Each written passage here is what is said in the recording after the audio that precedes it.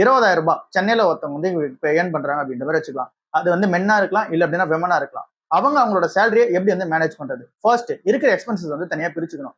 கண்டிப்பா அந்த 20,000 சேலரி வாங்குறாங்க பாத்தீங்களா, அதுல 10ல இருந்து 15,000 எக்ஸ்பென்சஸ் வந்து கண்டிப்பா ஆயிடும். மீதி இருக்க 5,000 தான் நம்ம வந்து இருக்கிற சேவிங்ஸ் வந்து ஆரம்பிக்கணும். ஸோ அதுதான் இருக்கிற பெஸ்ட் வேவாவும் இருக்கு. சரி, ஓகே, அந்த 15,000 எப்படி செலவாகும் அப்படின்றத பார்ப்போம்.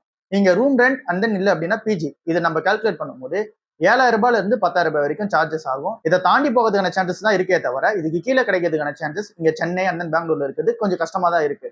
ஸோ இது வந்து 4 ஷேரிங் 3 ஷேரிங் மாதிரி இருக்கிறீங்க அப்படின்னும் போது, இல்ல நீங்க தனியாவே ரூம் எடுக்கிறீங்க அப்படின்னாலும் கூட கண்டிப்பா உங்களுக்கு வந்து ஷேருக்கு ஒரு 3,000 4,000 வந்து வந்துடும். அதுக்கப்புறம் நீங்க ஃபுட்டுக்கெல்லாம் ஸ்பெண்ட் பண்ணுவீங்களா.